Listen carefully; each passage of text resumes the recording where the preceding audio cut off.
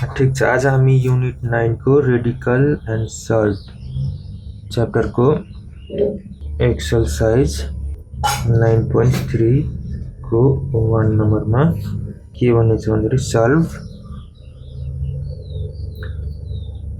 x - 2 whole under equals to 3 यसलाई चाहिँ solve गर्न भनेको छ। अब यसलाई सल्भ गर्दाखेरि हामी सुरुमा के गर्नुपर्छ भन्दाखेरि दुवै साइडमा स्क्वायर थप्नुपर्छ। अनि चाहिँ यो दुवै साइडमा स्क्वायर थप्दाखेरि के हुने भयो रुट अन्डर x - 2 को होल स्क्वायर इक्वल्स टु 3 को स्क्वायर। अब यो स्क्वायर र यो रुट क्यान्सल हुने भयो भनेपछि बाँकी बस्ने भयो कति x - 2 इक्वल्स टु 3 को स्क्वायर हुने कति हो त 3 × 3 भनेपछि 3 3 जा 9। अब यो -2 जुन छ यो साइड जाँदाखेरि के हुने भयो त +2 हुने भयो। त्यही भएर 9 + 2 भनेपछि x इक्वल्स टु कति हुने भयो 11। अब त्यसै गरी अर्को हेरौँ बी नम्बरमा के भनेछ भन्दाखेरि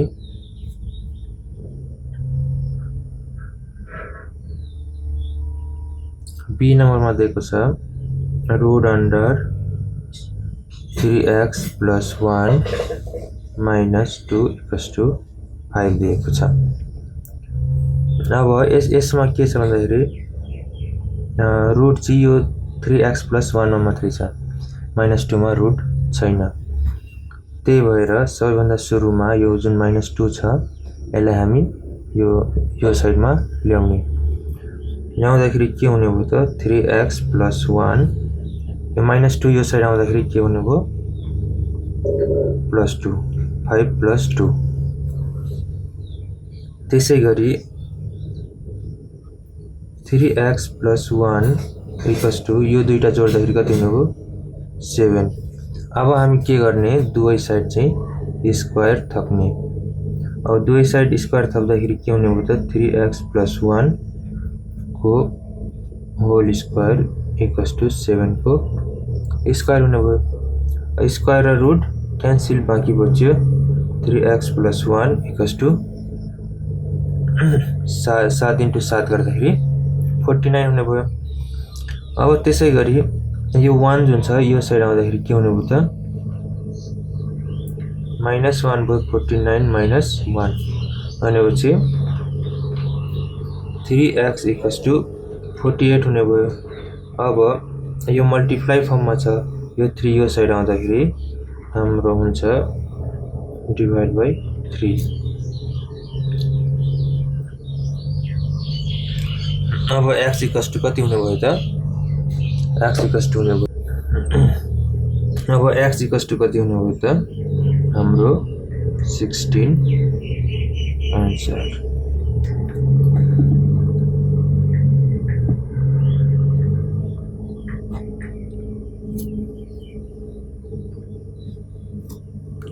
अब त्यसै गरी हामी सी नम्बरमा हेरौँ। हाम्रो सी नम्बरमा दिएको छ root under 2x - 3 + 2 equals to 5 दिएको छ।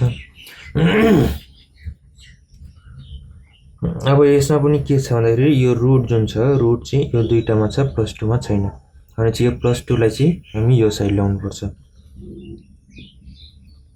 त्यसै गरी 2x - 3 इक्वल्स टु 5 यो +2 लाई अर्को साइडमा ल्याउँदाखेरि के हुने भयो त -2 हुने भयो। अब 2x - 3 इक्वल्स टु 3 हुने भयो। त्यसै गरी दुवै साइड अब हामी के गर्नुपर्छ स्क्वायर थप्दा दुवै साइडमा स्क्वायर थप्दाखेरि स्क्वायर थप्यौँ हामीले। अब यो स्क्वायर र यो रुट क्यान्सल हुने भयो भनेपछि 2x - 3 इक्वल्स टु यो कति हुने भयो त 3 × 3 भनेपछि 9। त्यसै गरी 2x इक्वल्स टू यो -3 जुन छ अर्को साइड जाँदाखेरि के हुनुभयो त +3 अनि चाहिँ 2x इक्वल्स टू 9 + 3 गर्दै हुन्छ त 12 अनि चाहिँ यो दुईटा के छ मल्टिप्लाई फर्ममा छ अर्को साइड जाँदाखेरि के हुनुभयो त हाम्रो डिभाइड हुने हो डिभाइड बाइ 2 इक्वल्स टू 6 भनेपछि x इक्वल्स टू कति हुने हो 6 हाम्रो आन्सर।